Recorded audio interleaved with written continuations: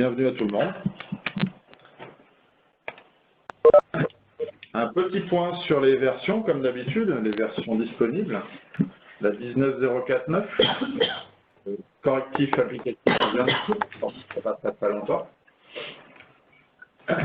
18.10, c'est fin de mois, toujours. Fin du mois, ouais. On est 31.10, hein. D'accord. Et la 18.4.15 qui est sortie il n'y a pas fin septembre. Donc ça, vous retrouvez l'ensemble des sorties et des mises à disposition sur la forge. Aujourd'hui, au programme, tel qu'annoncé, on va retrouver l'indexation, la finalisation de la nouvelle page d'indexation, avec des fonctionnalités complémentaires, le déclenchement d'action, un sauvegarde de jeu de données utilisateurs. Nous allons voir une démonstration sur les dossiers, donc un ajout fonctionnel au dossier, sur les dossiers épinglés. Et enfin, la recherche, on fait la recherche sur les champs personnalisés, démontré il y a plusieurs semaines la possibilité d'ajouter des champs personnalisés dans les interfaces de saisie.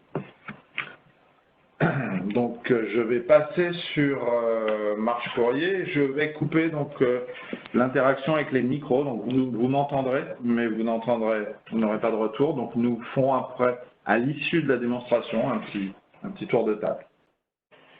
Donc, je passe sur l'interface Marche Courrier, sur la version développe. Aujourd'hui, avec moi, Florian Azizian, pour la démonstration des nouvelles fonctionnalités. Florian, je t'écoute. Alors, bonjour à tous. Pour commencer, on va aller se connecter avec l'utilisateur B20. Et du coup, on va aller voir la fonctionnalité qui permet d'enregistrer un jeu de données personnel. Donc là, tu vas cliquer sur le plus en haut à gauche pour aller sur la page d'indexation. Tout à fait. On y va. Donc ça, c'était ce qu'on avait vu. Et du coup, on a rajouté la possibilité d'enregistrer des jeux de données personnels. Ça va permettre, lorsqu'on enregistre toujours le même document, de pré-remplir des métadonnées. C'est ce qui va permettre d'accélérer l'indexation. Donc, par exemple, admettons un opérateur de scan, il se rend compte qu'une fois sur deux, il enregistre un courrier de type invitation pour les élus. Donc, ce qu'il va faire, il va choisir le type de document, par exemple, type de document. Ouais. Type de document, donc invitation. Là, c'est invitation. Priorité, on va laisser normal. Confidentiel, il va dire non, c'est pas confidentiel, souvent les invitations. L'objet, on peut mettre invitation pour. Comme ça, après, lorsqu'il va utiliser ce jeu de données, il pourra compléter, il n'aura pas à remettre à chaque fois invitation pour Toto. Voilà, et donc on peut mettre aussi l'entité traitant, l'entité initiatrice, donc là tu vas mettre, tu n'as qu'un choix de toute façon, qu'un seul choix, et l'entité traitant, donc comme on va faire un modèle invitation pour les élus, là tu peux choisir élus, voilà, ensemble des élus. Et ça te positionne donc une liste de diffusion comme on avait vu avant. Donc là voilà, c'est mon jeu de données personnel. Je me rends compte que tous les jours j'enregistre 10 courriers avec ces mêmes métadonnées. Donc ce que je vais faire, c'est que je vais enregistrer ces métadonnées. Et pour faire ça, j'ai le bouton qui est à droite de la liste, je ne sais pas comment, enfin un bouton pour enregistrer. Et on a juste à cliquer dessus. Et là, on va nous proposer donc de définir un libellé en fait pour ce modèle. Donc, invitation, voilà. On met ce qu'on veut en libellé et on a juste à valider. Et là, hop, ça nous enregistre ce jeu de données personnel. Donc, à bien faire attention, c'est un jeu de données personnel, c'est-à-dire que toutes les autres personnes ne le voient pas. C'est pas propre à seul moi-même c'est vraiment utilisateur. Peut le voir, voilà. Qui permet de s'adapter, enfin chaque personne, comme ça, chaque personne s'approprie le logiciel en fonction de son utilisation quotidienne. Et là, on voit donc le jeu de données qu'on a créé, il est disponible maintenant dans la liste des modèles. Donc avant, on avait donc courrier arrivé, courrier départ, courrier interne et document GED. Ça, c'est des modèles définis dans l'administration. l'administrateur. Et là, on voit que le jeu de données qu'on a fait, nous, c'est invitation. Et il est en dessous de courrier arrivé. Parce que les deux sont toujours en lien, en fait. Courrier arrivé, ça va définir un formulaire, ça va définir des champs. Et invitation, ça sera obligatoirement les mêmes champs que le modèle courrier arrivé. Oui. C'est juste les métadonnées qui vont changer. Il n'y a pas de différence dans les métadonnées à saisir, c'est juste le pré-remplissage des métadonnées correspondant au modèle défini par l'administration. Si dans le modèle courrier arrivé, il y aura objet, il y a des objets, dans le modèle invitation, il y aura aussi le champ objet. Donc voilà, donc là, on a fait pour quelques champs, mais il faut savoir que ça enregistre vraiment, on peut enregistrer vraiment tous les champs. Liste de diffusion, objet, date d'arrivée, enfin tous les champs qui sont là peuvent être enregistrés dans le modèle. Sauf bien sûr le document à droite. Et donc là, par exemple, sort, on fait retour accueil, par exemple. Ensuite, revient sur la page d'indexation. Oui. Donc là, c'est toujours le modèle par défaut qui est mis. Bon, donc on retrouve le Donc modèle là, voilà. tout à l'heure. Par exemple, là, on voit que tout est vide. Et si tu cliques dessus, hop, tu cliques sur invitation. Et ton modèle est déjà rempli. Pré-rempli, Pré-rempli, que pré-rempli, j'ai Donc après, tout à l'heure. ces métadonnées, on peut quand même les modifier, il n'y a pas de problème. Mais au moins, c'est pré-rempli. Donc par exemple, l'objet, voilà, invitation pour la fête de fin d'année, par exemple, je ne sais pas. Pour Noël,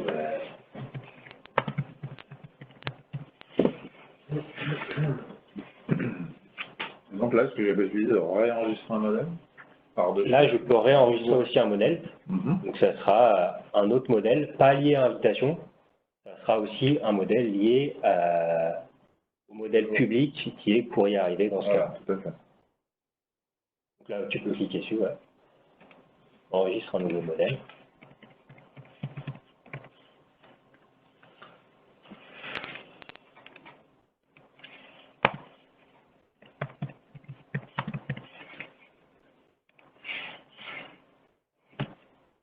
Donc voilà, il a ajouté directement dans la liste. Je n'ai pas supprimé l'ensemble. Et on peut voir voilà, aussi le fait qu'on peut supprimer des anciens modèles qu'on a créés. Donc là, on peut dire, voilà, invitation, il ne sert plus à rien, hop, je le supprime. Je peux cliquer dessus. On demande juste une confirmation, voilà, et hop, il est supprimé. Voilà, donc je précise un modèle ou créer un autre modèle qui était... C'est vraiment des choses personnelles, donc chacun fait comme il veut, il en crée autant qu'il veut, et il supprime ce qu'il veut, et ça n'affectera pas les autres utilisateurs. Et ça ne met pas en cause les métadonnées nécessaires à la qualification d'un courrier, puisque celles-ci sont définies dans l'administration. Ouais. Ce qui est défini comme obligatoire, ça dépend toujours du modèle public.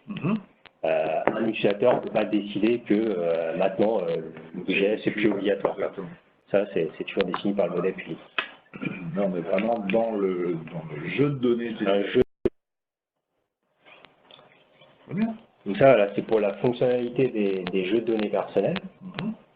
Ensuite, donc ce qu'on a fait dans ce sprint aussi, c'est la possibilité du coup d'enregistrer un courrier, qui est un peu la base du logiciel. On y arrive enfin. Donc là, donc on avait déjà vu avant que les actions apparaissaient en bas. C'était pas effectif. Maintenant, c'est bien effectif. Donc là, par exemple, clique sur enregistrer le courrier. Toutes les actions apparaissent. Donc là, j'en ai qu'une. Donc, on peut mettre autant d'actions qu'on veut à ce niveau-là. Donc, on va aller voir comment rajouter. Tu vas aller dans l'administration. Donc là, je laisse le courrier. Ouais. Administration. Groupe. Parce qu'il faut savoir que, comme on l'avait dit avant, maintenant, la page d'indexation n'est plus une bannette. C'est vraiment une fonctionnalité à part entière. Donc là, tu vas aller dans le groupe utilisateur, parce que Bébin fait partie de ce groupe. Alors, tu peux rechercher dans le fil. Là-haut, là. Non, à gauche, à gauche. Rapide. Voilà. Comme on l'avait montré avant aussi, donc c'est dans l'onglet maintenant enregistrement de courrier. Donc c'est ici qu'on détermine est-ce que le groupe a le droit d'enregistrer ou pas. Là, on voit qu'il a le droit d'enregistrer et pour toutes les entités, voilà, ça c'est pour la liste des diffusions. Et on voit que pour l'instant, donc il n'y a qu'une action, il y a juste une action qui est paramétrée, qui est enregistrer le courrier. Et là, le but du coup, ça va être de rajouter une autre action où tu peux mettre clôturer par exemple. celle-ci. Et hop, elle s'ajoute automatiquement. Il faut savoir que pour l'instant, la liste des actions disponibles sont juste des actions de type confirmation simple et clôturer un courrier. C'est quelque chose qu'on va développer par la suite, mais qui demande beaucoup de travail parce qu'on doit revoir toutes les actions. Ouais. Mais après, on pourra envoyer un circuit de design directement, enfin, on pourra tout faire. À partir de des pages d'indexation. À partir de la page d'indexation. C'était réservé au traitement. Et donc là, on a rajouté donc deux actions. Je peux les déplacer. Donc ici, c'est déposé. En le petit logo à gauche, voilà. C'est juste un ordre, en fait, pour dire que celle-ci apparaîtra en premier dans la liste. Tout à fait. C'est juste un ordre. C'est celle que je vois présélectionnée dans le menu des actions. Ouais. En plus. D'accord. Tout à l'heure, j'avais enregistré le courrier. C'est ça. Donc là, ça sera clôturé ou enregistré. Voilà. Là, on a fait un paramétrage pour la page d'indexation. Donc, comme j'ai dit, on peut rajouter autant d'actions qu'on veut. Donc, ce qui permet d'enregistrer le courrier en choisissant le statut. Ça va définir un statut, en fait. Enregistrer le courrier, ça va être statut new. Clôturer, ça peut être défini dans la clos. Voilà. D'accord. Et donc là, maintenant, tu vas retourner dans la page d'indexation.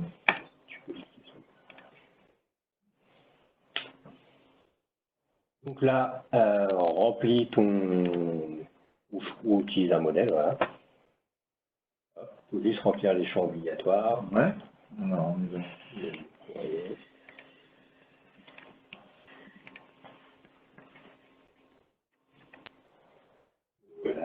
Voilà, donc tout est bon. Bon, je suis bon.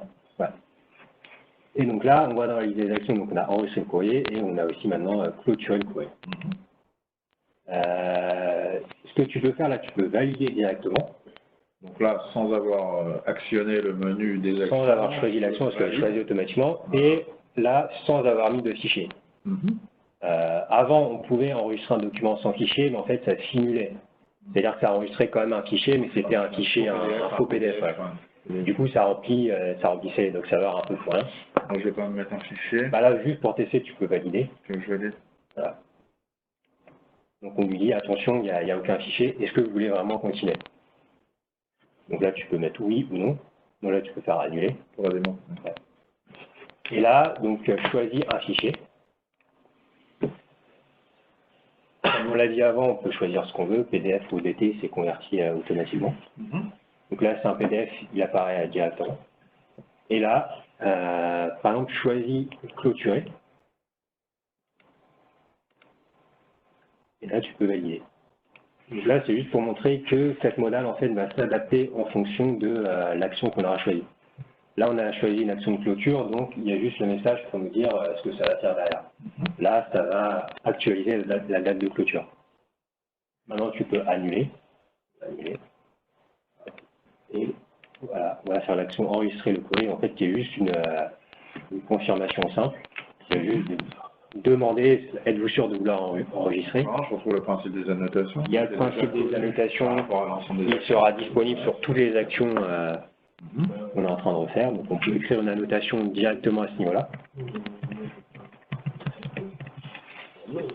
Et on a juste à enregistrer, on valide. Et là, hop, voilà, on a enregistré un courrier dans Marche Courrier. Ça y est. Ça y est. On peut enfin le faire.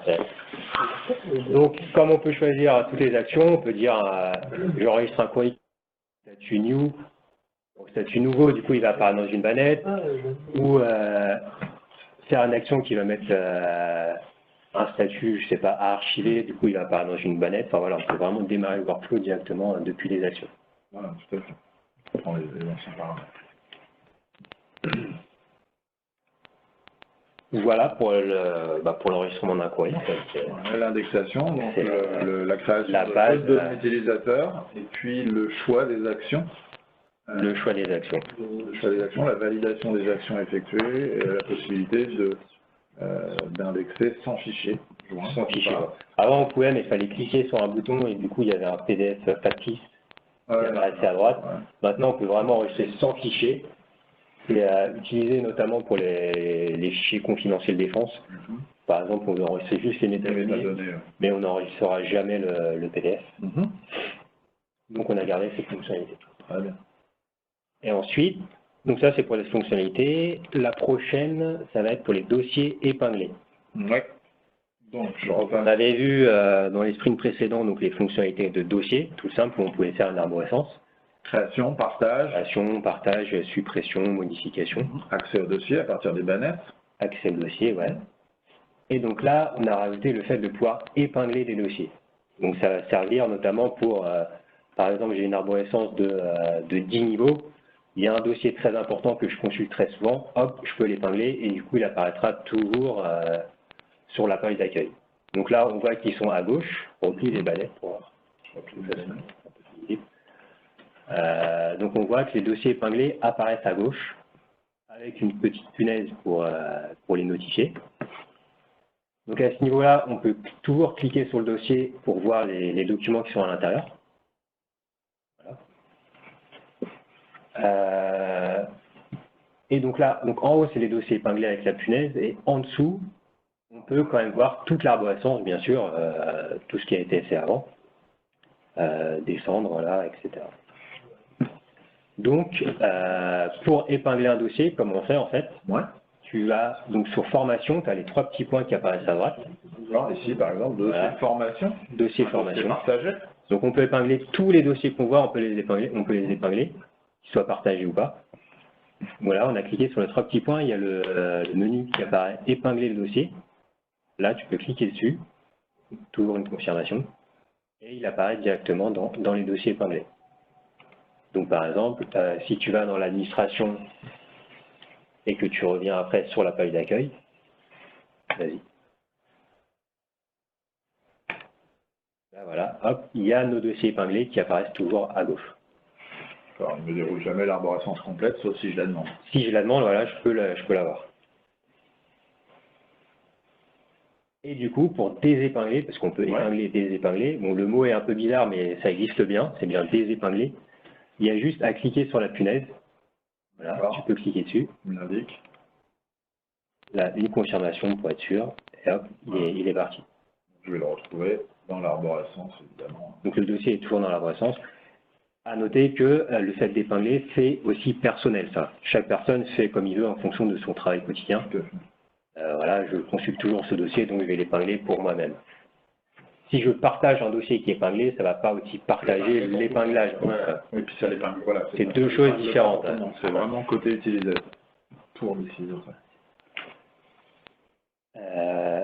Du coup, aussi quelque chose qui est intéressant, c'est par exemple si tu vas dans une bannette. Ouais. Donc là, dans une bannette. Courrier à traiter. Courrier à traiter où il y a un courrier. Ce qu'on avait déjà montré, c'est qu'on pouvait classer des documents depuis la liste de résultats. Donc là, on a toujours classé dans. Tu peux cliquer dessus. Et donc, ce qu'on a mis par défaut, c'est les dossiers épinglés. Sachant que on épingle des dossiers qu'on consulte souvent, il y a de fortes chances que c'est les dossiers où on met le plus de documents dedans. Donc rapidement, j'ai mes dossiers épinglés, il me propose un choix rapide, très rapide. Après, je peux toujours filtrer, et là, la recherche va filtrer sur tous les dossiers de notre arborescence qu'on a. Oui, par exemple, candidature spontanée, là. Voilà. Là, voilà, c'est pas un dossier épinglé, mais je peux quand même le rechercher, bien sûr, pour mettre des documents dedans. Et après, bon, on l'a déjà montré, mais il y a juste à cliquer dessus et ça met le courrier dedans. Voilà pour cette fonctionnalité d'épinglage. Et dernière fonctionnalité, donc c'est au niveau de la recherche. Donc comme on l'avait montré avant, on peut créer des champs personnalisés. Ouais. Donc là, par exemple, tu peux aller dans l'administration, champ personnalisé. Voilà, ça a bougé. Voilà. Là, donc tu vas créer un champ, chaîne de caractères par exemple. Tu cliques sur le plus. Voilà. Tu cliques sur nouveau champ et tu vas mettre en libellé, je sais pas, référence externe par exemple. Donc là, je crée un champ personnalisé que je peux utiliser ensuite dans les modèles, bien sûr. Et donc ce qu'on a fait, c'est que ces champs personnalisés, bien sûr, du coup, le but c'est de pouvoir aussi rechercher dessus. Donc, quand tu vas dans la recherche, ici. Donc alors, attention, l'écran de recherche n'a pas été refait en V2, voilà. C'est toujours l'A1. Toujours l'écran de recherche. Ça va être prévu dans la prochaine version. Et donc là, dans ajouter des critères en bas, on peut voir qu'on a le champ qui s'appelait comment, référence externe, je crois. Voilà, référence externe, il est disponible directement ici. Donc après, bah, je peux rechercher Voilà. n'importe La quel. mécanique des champs personnalisés, la possibilité de les rechercher aussi, bien sûr. Parce que le but, là, quand je crée un champ personnalisé, c'est de pouvoir tout faire comme les autres champs. Donc rechercher, mais aussi faire la fusion.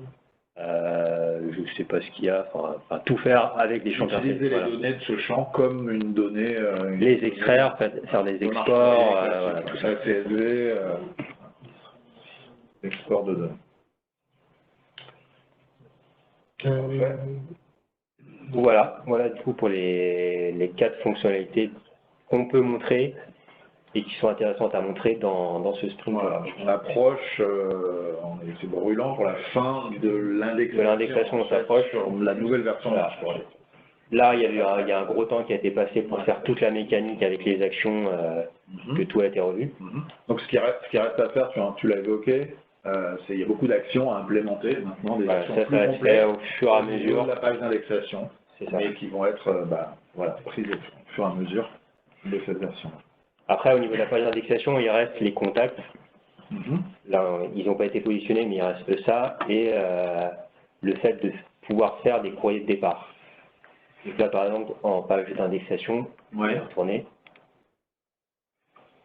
À droite, donc nous, on a choisi un fichier, mais on pourra aussi choisir à partir d'un modèle. En fait. Comme ça, on pourra l'éditer directement depuis ici. Voilà, modèle bureautique, comme on a l'habitude. Voilà. Okay. Donc, tout ce qui a été démontré, c'est la dernière fois, c'est cette mécanique. D'accord. Donc, petit rappel de ce que nous venons de voir. Nous avons vu sur l'indexation la possibilité de déclencher des actions, d'ajouter des actions. La mécanique qui fait que l'action par défaut est sélectionnée ou pas. On a vu les jeux de données utilisateurs, c'est la possibilité pour un utilisateur de sauvegarder ses jeux de données propres, mais toujours attachés à une typologie de courrier. Ensuite, on a vu les dossiers épinglés, donc c'est un ajout fonctionnel au dossier, c'est la possibilité d'épingler des dossiers, de les désépingler, et qui reste aussi propre à l'utilisateur et à son profil. Et enfin, la recherche sur les champs personnalisés, la possibilité qu'on avait vu de définir des champs personnalisés et la possibilité maintenant de les rechercher dans l'interface existante donc de Marche-Courrier sur la recherche qui évoluera par la suite, cette interface-là.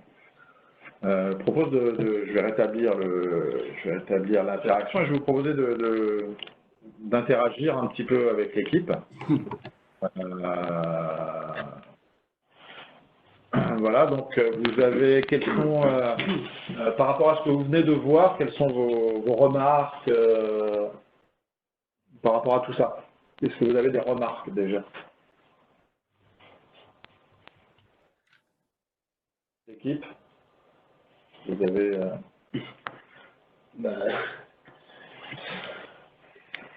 j'ai pas trop de remarques. Est-ce que vous avez... Non, pas de remarques non plus. Bonjour Gaïanet. Bonjour. Oui, pas de remarques spécifiques là. Vous avez bien vu un petit peu ce qui a été implémenté là dans cette version. Voilà. Donc on étend par rapport à ce que vous avez aujourd'hui, c'est un petit saut fonctionnel. Oui, c'est ce qu'on voit. La facilité en fait de prise en main et la facilité d'organiser les dossiers, de son travail.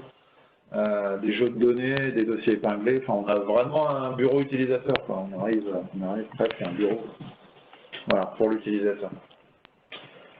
Ouais. J'avais une petite question sur la 19.4. On peut également enregistrer en fait des modèles. Comme nous, au ministère de la Culture, on a la 17.06 et qu'effectivement c'est un bon fonctionnel entre les versions. Là, je me permettais un peu de regarder au niveau de la 19.4, donc là, je vois la différence avec la 19.6, mais ce que je voulais savoir, c'était entre la 19.4 et la 19.10, au niveau du modèle d'enregistrement, quel était exactement, rapidement, les évolutions entre la 19.4 et la 19.10, si bien sûr ça ne vous dérange pas de me répondre. La 1910, tu parles... Oh, pardon, Enfin, celle qu'on la voit 2001, là, celle qu'on est en train de voir.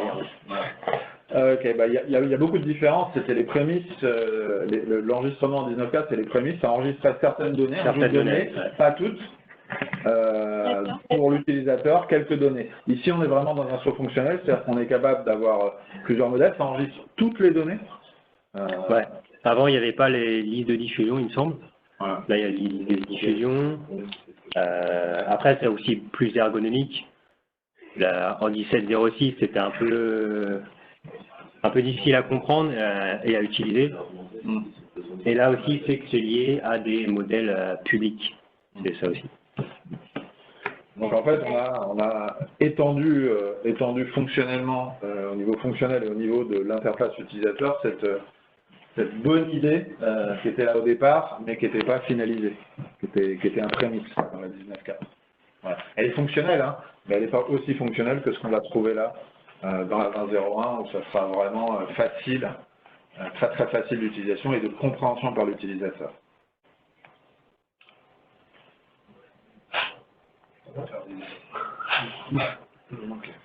Donc,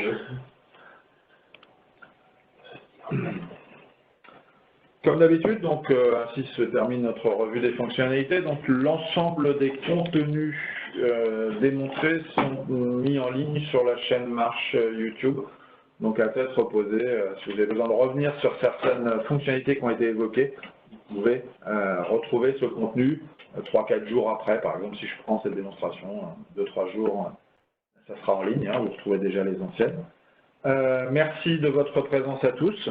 Rendez-vous pour notre prochaine revue le 12 novembre à 10 h. Le 11 étant férié, l'équipe sera présente le 12 à 10 h, comme d'habitude. J'espère. On espère. Donc merci à tous. Ainsi se termine la revue des fonctionnalités Marche Courrier en cours de développement.